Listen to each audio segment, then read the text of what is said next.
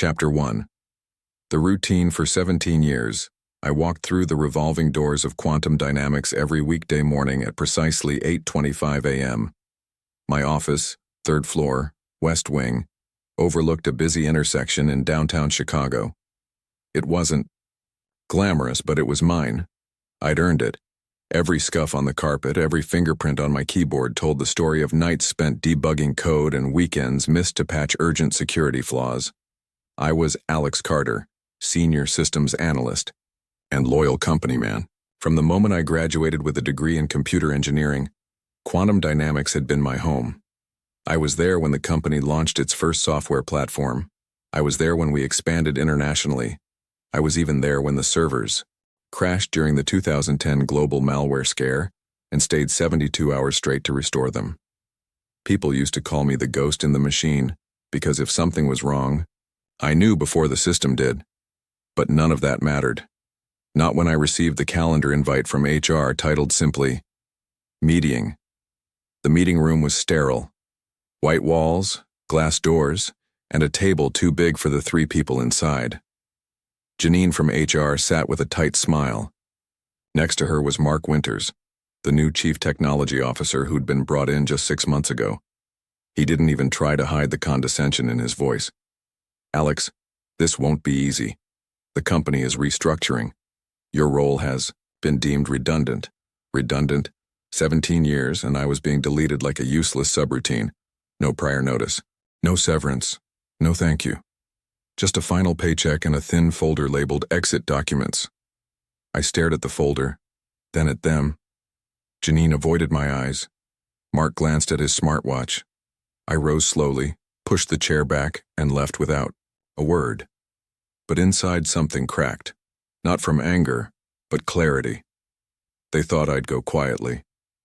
But I knew something they didn't. 3 months earlier, I had stumbled across a strange pattern while auditing server logs.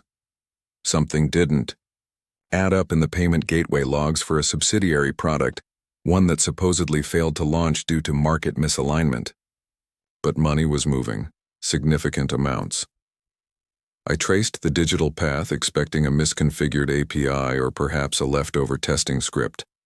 What I found instead was a sophisticated shell funnel, purchases routed through fake customer IDs, processed through a loop of minor vendors and ultimately transferred offshore. The code masked itself beneath legitimate services, buried beneath layers only someone like me would question. I didn't report it immediately. I wasn't sure who I could trust. So I documented everything, screenshots, file copies, hash-verified backups. I stored them offline in an encrypted SSD stored in a safety deposit box registered under a fake name. And I waited. Losing my job was the trigger. It wasn't just about me. It was about the system, the rot at the heart of quantum dynamics. I contacted Rachel Lynn, an investigative tech journalist I once helped secure a scoop about biometric data leaks. I sent her a teaser. A redacted document with proof of financial discrepancies. We met in person a week later in a coffee shop in Lincoln Park. I gave her the drive. Blow the doors open, I told her. But wait for my signal. She nodded. Meanwhile, I reached out to Rajiv, an old friend now leading a white hat security consultancy. We developed a plan, not just to expose quantum, but to make sure they couldn't retaliate. He embedded tracer code into my leaked files so if anyone tried to manipulate them, it would be evident. I launched a burner blog, QD Blackbox. Then I waited. The first blog post dropped on a Monday morning. Whispers in the code, a tale of woe, missing millions. It detailed payment inconsistencies and hinted at corporate fraud, with screenshots of masked transaction IDs. The post went viral within hours, fueled by whispers from former employees and tech forums hungry for scandal. Rachel's article followed 3 days later, fully detailed, fact-checked, and damning. She quoted sources, me anonymously, included timelines, and linked it to shell companies based in Luxembourg and the Caymans. Quantum stock dropped 12% overnight. The CTO held a press conference, brushing it off as a baseless attack from a disgruntled ex-employee. But I was ready. Chapter 6. The counterpunch I posted again, this time with deeper files, internal memos, internal chat logs, and whistleblower protections. Rajiv and I had time-stamped every file on blockchain 3 months prior. Then, I unmasked myself publicly. I uploaded a video, clear, calm, and irrefutable. My name is Alex Carter. I worked at Quantum Dynamics for 17 years. What I'm about to show you will prove systematic fraud within the company's senior leadership. Within hours, the Justice Department issued subpoenas. The SEC launched an inquiry. Shareholders revolted. The CEO went silent. The CTO resigned. What followed was chaos. Quantum's headquarters were raided. Investigations revealed not just fraud, but years of tax evasion and bribery for overseas contracts. The company's board issued a statement admitting operational failures. Employees began filing lawsuits, vendors cut ties, clients demanded transparency or walked away. Mark Winters was arrested trying to board a private jet to Dubai. Janine emailed me. One line, "I didn't know, I'm sorry." I never replied. Chapter 8. The Rebuild. The fallout rippled across the tech world, but I wasn't finished. I launched a startup, CipherRoot Security, with Rajiv as co-founder. Our mission: ethical systems architecture and transparency audits. Rachel wrote a book titled Ghost in the Machine, with a dedication that simply read, "To AC, you saw everything." I was invited to testify before Congress. My LinkedIn exploded. Job offers came in, but I had found purpose again. The past was behind me, sealed in an encrypted archive. I erased the final backup one rainy afternoon, watching the progress bar fade to zero. Because sometimes being fired isn't the end. Sometimes it's just the reboot.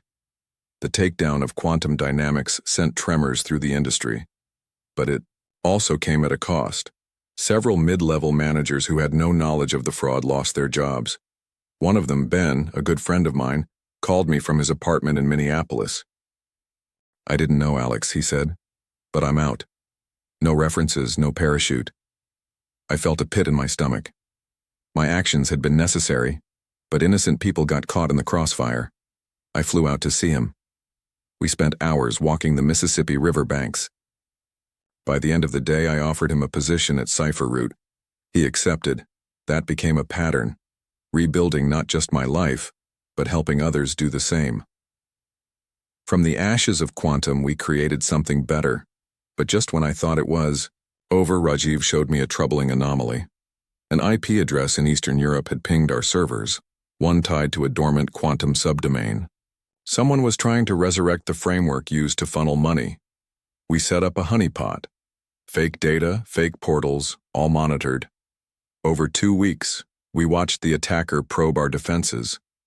Then the identity surfaced. Viktor Malenkov, a former consultant to Quantum's Eastern European division. He wasn't just part of the fraud. He was its architect. Now he was trying to restart it under a different name. We coordinated with international authorities, submitting our logs and findings. But Malenkov was elusive. He had resources, contacts, and a network spread across 4 countries. I made a risky decision. I flew to Berlin, where we believed he was operating. With Rachel's contacts and Rajiv's technical support, we tracked him to a co-working space. I didn't confront him directly. I simply left behind a message, encrypted and signed with a digital fingerprint he'd recognize. "The ghost is still watching." He disappeared within 48 hours. But the message was clear. We weren't just whistleblowers now. We were guardians. A year later, CipherRoot had grown into a major player. We conducted audits for multinational firms, advised governments, and created an open-source toolkit for ethical digital tracing. I gave keynote speeches at tech ethics conferences. Universities invited me to guest lecture. Young professionals looked to me for guidance. But I never forgot where it began, in that sterile meeting room, holding a folder and facing betrayal. 17 years of loyalty discarded like yesterday's. Trash. But in the end, damage from Quantum's collapse continued to ripple across the industry. Tech firms scrambled to revise protocols while whistleblower policies became a trending topic in corporate governance. I testified again, this time behind closed doors before a Senate subcommittee. One senator asked, "Mr. Carter, if you could go back and change anything, would you?" My answer was honest, only the part where I trusted the system to protect the truth. CipherRoot published a white paper on whistleblower infrastructure and system auditing. It became the gold standard for ethical compliance. Even major competitors, including those who once dismissed us, reached out to partner. 2 years later, I received an invitation, Ben's wedding.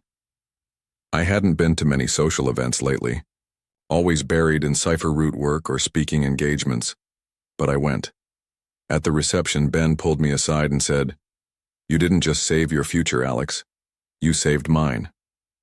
That night, watching him dance with his new wife under twinkle lights, I allowed myself to let go of the guilt I'd carried for those caught in Quantum's collapse. It was a reminder that redemption often hides in unexpected moments.